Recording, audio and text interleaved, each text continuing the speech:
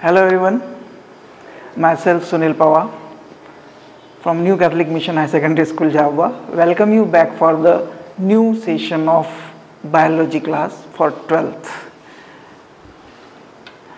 As you know that according to book, this chapter 2 reproduction in flowering part is actually divided into 3 parts for the convenience of our learning or to facilitate the learning. Okay, in first part we already learn about the pre-fertilizational events.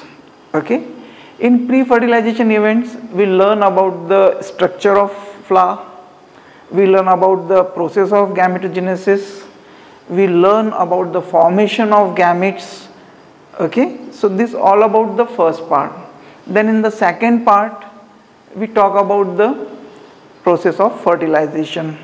In the process of fertilization, in this second part we learn about the transfer of pollen grains, that means the pollination, different types of pollination, agencies of pollination, advantages of pollination, adaptations for the pollination, and we also learn the germination of the pollen grain and transfer it from stigma to the ovary. And then finally the most important event of the angiospermic plant we learn, that is the double fertilization and triple fusion. As a result, a diploid zygote and a triploid endospermic nuclei was formed. So this all about the first 2 part. Now today we are going to take the third part of this chapter, reproduction in flowering plant, that is the post-fertilizational changes. As you know that once the zygote form, then this ovule undergoes in a lot of changes, as well as the ovary is also undergoes in the changes and turns into the fruits, right? So this all things we will try to learn in this chapter, in the third part of the chapter, that is the post-fertilizational changes. Clear? So we can summarize this post-fertilizational changes or structure and events into these 3 basic points, in which the first is the development of endosperm and embryo. You know that in the female gametophyte there were 2 specific cells, one that is the zygote and second the endospermic cell, primary endospermic cell. It is triploid in nature. So this zygote will turns into embryo, and this primary endospermic cell will further turns into the endosperm. Okay, so we will learn in detail. Then second, the maturation of ovules into seed. You know that once all the internal changes completed, then this ovule will finally turns into the seeds, which is a specific characteristic feature of angiospermic plants. Then third we goes to the discussing the ovary into fruits. This third most important change takes place, that is conversion of ovary into fruits. Okay, so these 3 events will discuss in this chapter basically.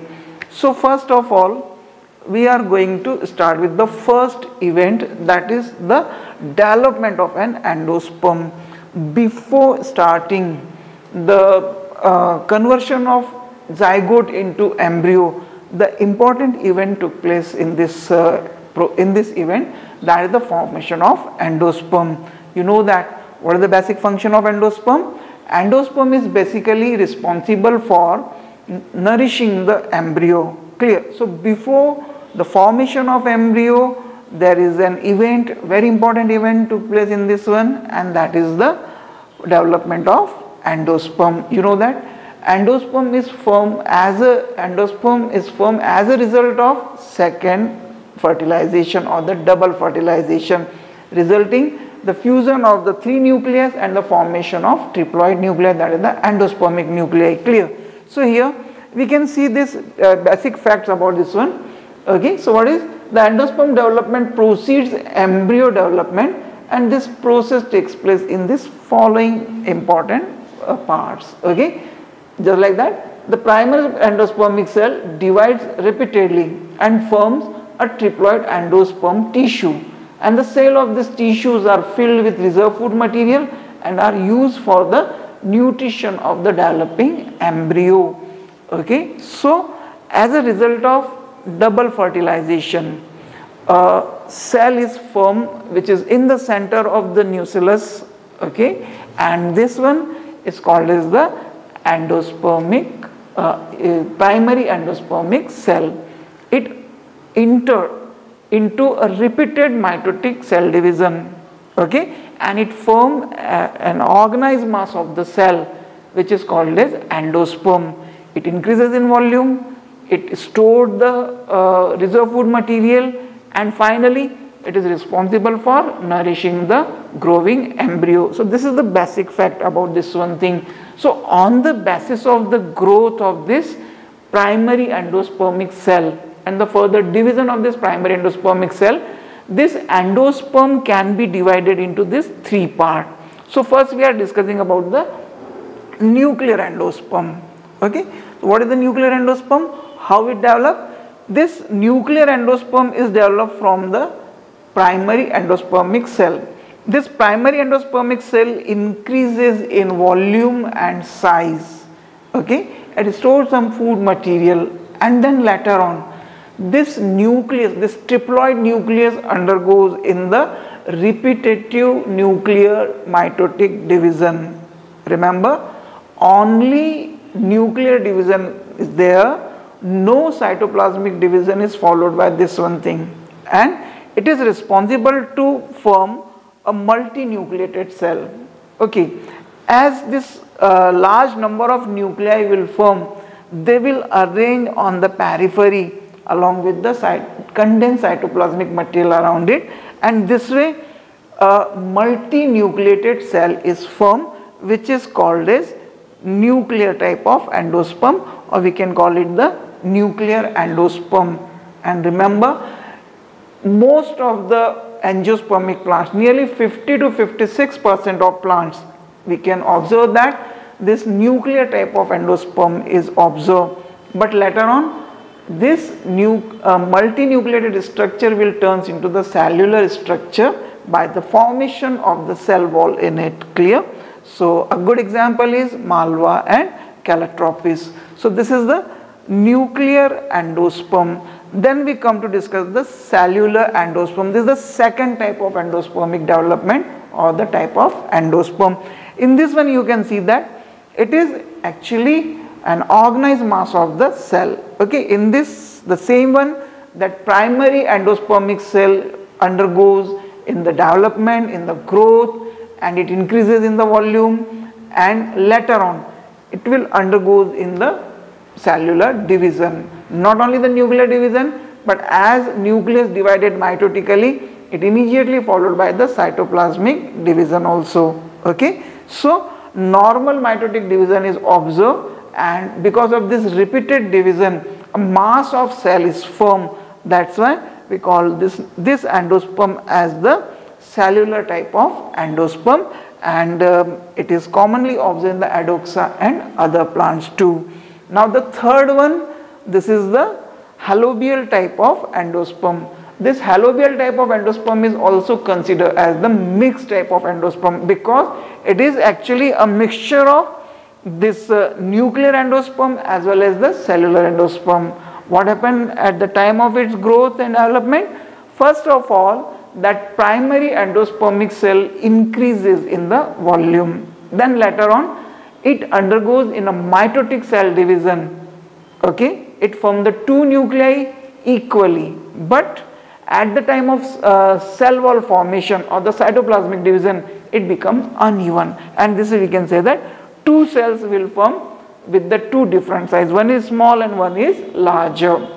So it seems like that it is going to follow the steps of cellular endospermic development. But what happened?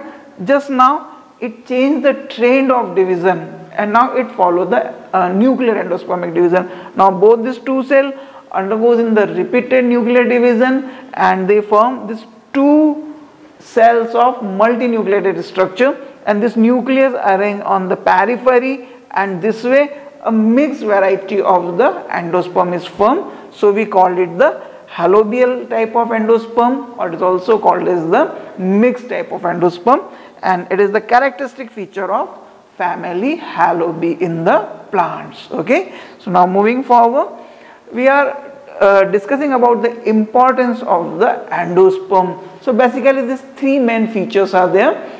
It is responsible to provide the nourishment during the early stages of the development of embryo. Its triploid nucleus is actually facilitate the nourishment. Okay, to provide food for seedlings, seed germination. At the time of germination of seed, it helps to grow the embryo. In artificial embryo culture experiment, the milk of coconut, which is a liquid endosperm, is also that. You know that the process of tissue culture, okay, where we use the tissue to grow from the micro component of the plant, like the cell or the tissue, or during the artificial development of the embryo, we are also using this cultural medium. Okay, so this coconut fluid, or what you call that, is the milk of coconut. It is nothing else, it is just the liquid endosperm, which is highly nutritive, which is not only containing the energy content, but it also contains the minerals too. So it used to nourishing the growing embryo. Now the next point, that is the embryogeny, or the development of embryo. As the word itself giving meaning, embryogeny, that means the development of the embryo. Okay, the first stage in the development of a plant zygote is a predetermined mode of development. Okay, that is called as the embryogeny. The growth and the future of an embryo is pre-decided. Okay, and it follow the right steps, which is predetermined nature. That's why we use this word here. Okay, it gives rise to an organized mass of cell called the embryo, and that has the potentiality to form a complete plant. Okay, and this embryo is having the quality to develop a full complete or full plant. The most zygote divided only after certain amount of endosperm is formed to assure proper nutrition is provided to the developing embryo. Okay, so this embryonic development is also followed by the process of the endospermic development too. Now embryo develop from the zygote formed during fertilization, and the early stages of embryo development are similar in both monocot and dicot, but as the number of cotyledons is different in both the groups, later stages of development are markedly different in the two groups. As you know that there are two type of plants, one belong to monocot family and second belong to dicotyledonous family. Monocot means what? The seed contains single cotyledon, that is called as monocot. Okay, and the category of plants which contain two cotyledons in the seed, that is called as dicotyledonous plant. Okay, so during the embryogeny, if we observe, then the earlier stages of the development of the embryo is quite similar, but later on they will change and responsible to form these two different type of embryo. One is monocotyledonous and second is dicotyledonous. Okay, so now first we are going to discuss the development of dicot embryo, the embryo which consisting two cotyledons. All the pulses and this, or the most of the plants are belong to this one thing. Okay, so here you can see that the zygote cell enlarges in size, secretes its own cellulose cell wall and divides by a transverse mitotic division, resulting in the formation of two unequal cells. Okay, so first of all, this zygote, which is diploid in nature, it undergoes in a mitotic division. What is the pattern of division? Transverse. The plan of division is transverse. So by forming that nuclear division, we divided mitotically. It followed by the formation of a transverse wall, which divide into two cells. And remember, these two cells which form, these are unequal in nature. They are not equal in nature, and they form the two different cells. The lower larger cell towards micropyle end is called basal cell or suspensor cell, and upper smaller cell toward the chalazal end is called terminal cell or apical cell or embryonal cell. These two cells is now formed. One is basal and second is terminal. This basal cell is toward the micropyle end and the terminal cell is toward the chalazial end. Basal cell is further responsible to produce the suspensor, and this terminal cell is further responsible to produce the that embryo. The basal cell divide transversely to form 6 to 10 cell long structure called the suspensor. Okay, then this basal cell anticlinally undergoes in the repeated mitotic cell division and it forms a series of nearly 6 to 10 cell structure, and this is called the suspensor because it is responsible for the suspension of the embryo in the nucellus. That's why we called it the suspensor. Okay, the basal cell of suspensor near the micropylar end swells to form hostorium, and the lowermost cell of the suspensor adjacent to the embryo called the hypophysis. Clear? The cell which is close to the micropyle end is swell up, and its swelling is responsible to give a special feature that is called the hostorium. And you know that what is the function of hostorium? Hostorium is responsible to absorb the food material. Okay, and the last cell, that means close to the adjacent next to the terminal cell, that is called is the hypophysis. Now this is the development of the suspensor. After the development of the suspensor, now this terminal cell starts its division. So this cell divided by two walls at right angle to each other and form the 4 cell quadrant stage. Now what happened? This terminal cell undergoes in the 2 consecutive longitudinal division. Okay, and remember, when it divides vertically, then it forms the 2 cell. Then the second longitudinal division is exactly at the 90 degree of the first division. So finally this terminal cell is entered in the 4 cell stage, that is called as the quadrant stage. Now after the formation of this 4 cell stage, each cell of the quadrant divides by a transverse cell wall, giving rise to the octant stage. Okay, so these 4 cells are there. Now it divides what is the plan of the third division? It is transverse in nature. So it forms the 2 tier, the upper and the lower, upper 4 cell and lower 4 cell. So it entered in the octant stage. Okay, now then the upper 4 cell of the octant develop into the plumule and cotyledons, while the lower 4 cells develop into the hypocotyle and radicle. You know that plumule is responsible to grow the shoot system, and radicle is responsible to grow the root system. Okay, so this way what is the future of the upper tier of the 4 cell? It is responsible for the cotyledons and plumule. And what is the lower one? It is responsible for hypocotyle and radicle. Clear? Now then here we observe that the repeated division in the group of head cell give to heart shaped structure. Okay, now there is continuous division of the upper tier, and it is responsible to form a heart shaped structure. Later it will go the 2 cotyledon, that's why it turns into the dicotyledonous embryo. Now the cells present between the 2 cotyledons from the plumule, and the hypophysis develops into the root cap, epiblema and the cortex of the root. Okay, and at last stage of the development of embryo, the suspensor degenerate.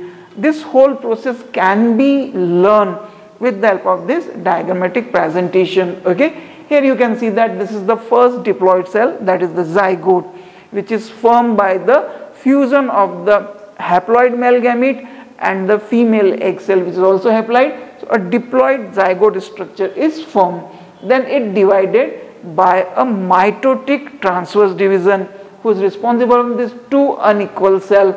This is the terminal cell who will further develop the embryo, and this is the basal cell who is going to form the suspensor. Okay, so this is the micropylar end and this is towards the chalazial end. Okay, can see that this cell, basal cell, undergoes in the repeated 4 to 5 division, and finally it forms nearly 6 to 8 cell structure, in which this one is the largest one, which will form the hostorium, and this lower one who will goes closer to the terminal cell will form the hypophysis. Now after this one you can see that this terminal cell undergoes the first vertical division, it follows by the second vertical division which is exactly at the 90 degree of the first one, and here a 4 cell structure can be seen. Okay, now this 4 cell structure undergoes in a transverse division which is responsible to form the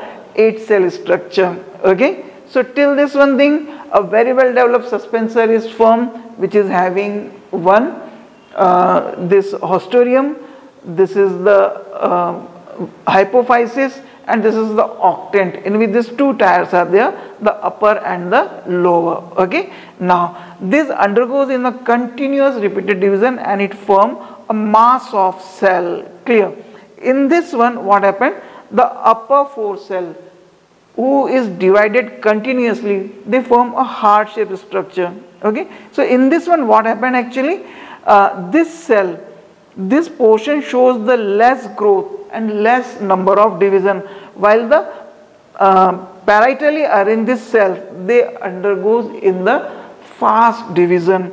So it move forward and it shows a depression which is responsible to give birth to this 2 cotyledonous structure there only. Okay, and finally you can see that this portion will grows into the plumule, and the upper portion, that is the cotyledons, and this lower one will goes to the radicle and the hypocotyle portion. Okay, and this way you can see that a mature dicot embryo is now finally developed which contain this suspensor, and this is the embryo which consisting, this is the root cape portion and the anterior, that is the cotyledon, and 2 cotyledons form, that's why it is called the dicotyledonous embryo.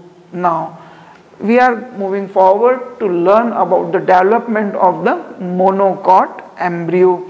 Okay, in this monocot embryo you can see that nearly the development of the monocot and dicot embryo is quite similar. Up to a certain stage they will develop in the same manner, but in the later phase of the development they just become somewhat different, and because of only the formation of the monocot and dicot 1 or 2 cotyledons, it considers the monocot and dicot. Okay, so if we learn this one with the help of this diagram. Okay, so you can see that the same thing, that zygote first divided transversely, it formed the 2 cell, the upper cell is the basal cell and the lower is the terminal cell, basal cell toward the micropyle end and the terminal cell is toward the chalazal end. Clear?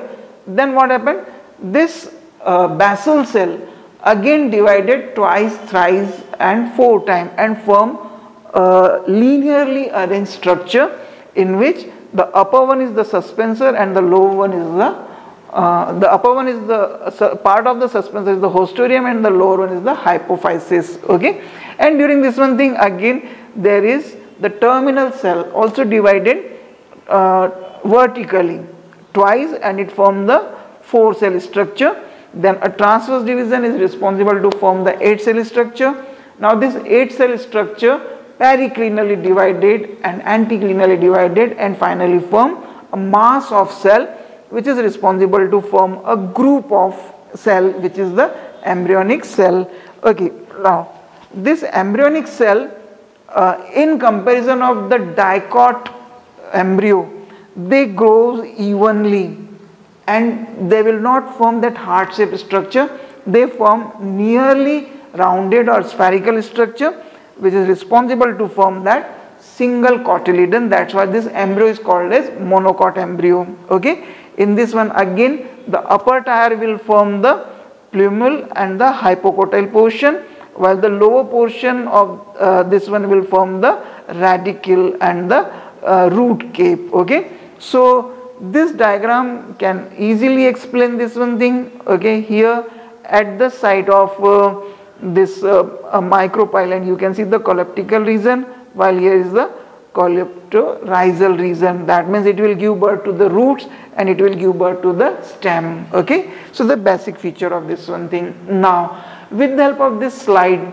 we can summarize easily whatever the different changes which occurs during the formation of the seed. Okay, so you know that this all things is performing where in the ovary, in an ovule. You know that this ovaries finally transform into the fruit. Okay, so now in this one you just recall the structure of ovule which we learned in our previous discussion. Okay, so in this ovary, the ovary wall is turns into the pericarp. Just recall the structure of a mango. Okay, so the outermost pill or the cover is the pericarp. Then this ovule will turns into seed, and the different part of this ovule will turns into these different structures. Okay, the funicle which turns in the stalk by which that seed will remain attached with the margin of the ovary.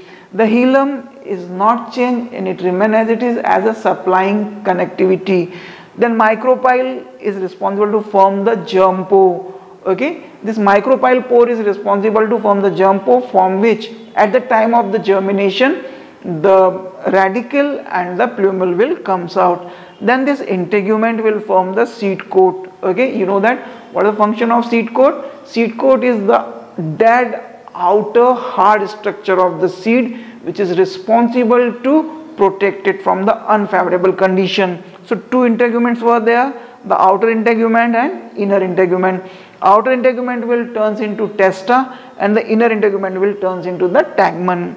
Okay, then finally the nucellus. Okay, this nucellus is basically used up during the development of the embryo. It nearly finish, or sometime it called as the perisperm. Then the innermost structure, that is the embryo sac, which contain this four structure. One, that is the synergids, which observe in the egg apparatus. After the fertilization, during the transformation from ovule to seed, it just totally degenerated. Then egg cell will develop into the embryo. Secondary nucleus will turns into the endosperm for nourishing the embryo, and this antipodal cell will also degenerated. In the previous discussion we also learned that there is nearly no function of this synergids and antipodal cell. Okay, now we are moving forward toward the development of a seed. Clear?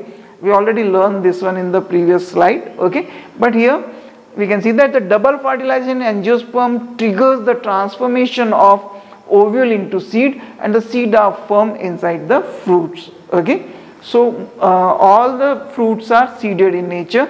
A typical seed consists of a seed coat, cotyledons and embryonal axis. Okay, so here you can see that this is a dicot seed and this is a monocot seed. In this dicot seed, these two cotyledons are there. In this only single cotyledon is there. Here the outer two covers are there, the testa and tegmen. Okay, in this one, this is the radical portion, this is the hypocotyle and epicotyle portion which is responsible to grow the plumule part of this one thing. Okay, and inside this one thing, these cotyledons are there, single and double cotyledon, which is responsible to nourish the embryo. Okay, now in this one thing we can see this thing. Okay, now moving forward, here this is the general stages of the normal reproduction, but some special type of reproduction is also observed.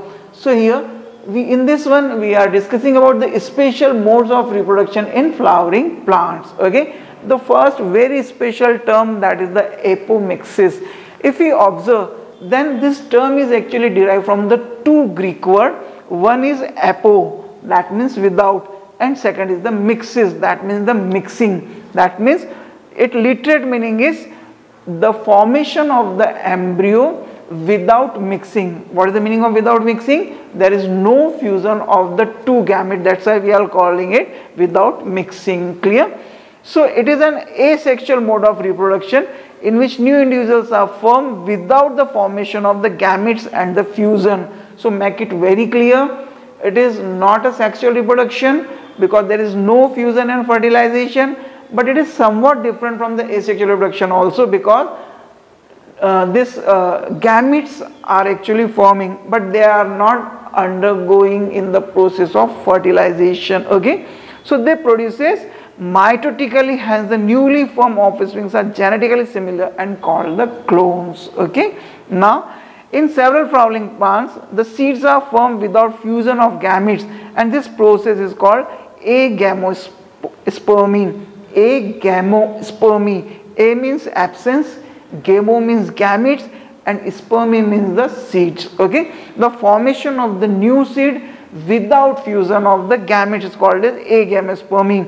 The embryo is formed without the fusion of gamete. In this process, we can find the three different types. Okay, the first one is non-recurrent agamospermy. Okay, non-recurrent agamospermy.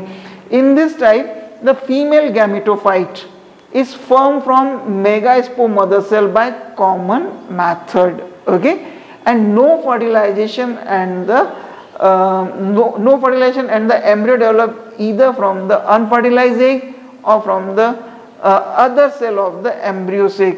Okay, so this is the haploid parthenogenesis, because in this one that egg cell is not undergoes in the process of fusion or fertilization. Okay, now the second type is recurrent agamospermy. Recurrent agamospermy says that in this type embryo sac is diploid, and embryo sac may arise from a cell of archisporium, that is the generative archispory, because it produces from the female gametophyte or from diploid cell of the nucellus. Okay, that is called as the somatic apospory. Somatic apospory means what? In this one it is not developed from the gametophyte. Apo means above. Okay, so not from the spore mother cell. So in this embryo develop either from the unfertilized egg, it may be diploid, that's why it is called as the diploid parthenogenesis, or from some other cells of embryo sac, and the embryo form in this method is diploid in nature. Now the third one is adventive agamospermy. Okay, adventive means from the other part of this one thing, adventitious. Now in this, the embryo is developed from the cell other than gametophyte or embryo sac, that means from either nucellus or integument, and after the formation of embryo, this embryo is entered inside the nucleus for the further development. Okay, so this way we can conclude the importance of this apomixis. So what is the importance? The segregation and recombination of chromosomes do not occur in apomixis, so that's why it is responsible to maintain the genetic combination of their parental cell. Okay, therefore the useful characters of the plants can be preserved for indefinite period through this process. So generation by generation it will maintain the parental features. Okay, now here one more important term is there, that is called the polyembryony. It is very clear from this one thing, poly means two or more than two, and embryony means the development of the embryo. When a single seed or the embryo sac contain two or more than two embryos, that is called the polyembryony. Okay, the process of more than one embryo in the presence of more than one embryo in the seed is called the polyembryony. Okay, so in several plants more than one embryo is observed, but ultimately except then one main embryo, other will degenerate, but it is responsible to facilitate the process of germination, increase the vitality. So on the basis of the additional origin of the embryos, it can be further categorized into this four category. Okay, the first one, the origin of embryo by the cleavage of proembryo, that means the first embryo divided by the fission. Okay, and each part will develop as a new embryo, that's why it is from the multiple embryo. The development of more than one embryo sacs within the same ovule.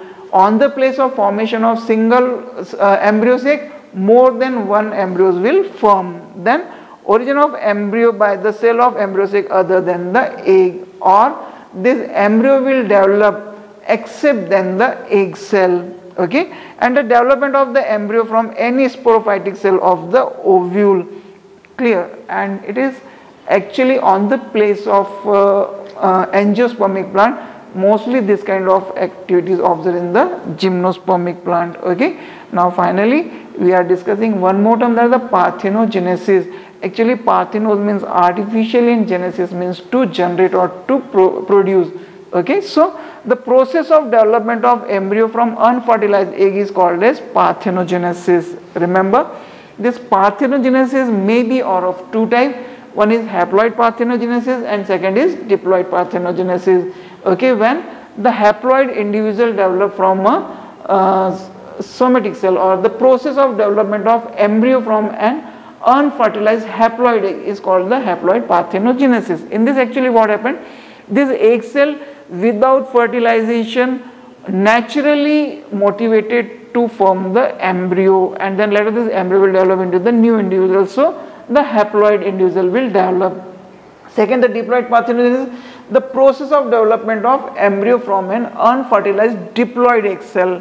Okay, without meiotic division, a diploid egg cell is formed, and without fertilization it turns into mitotically the new embryo. Then this second type of parthenogenesis observed, that is called as the diploid parthenogenesis. Okay.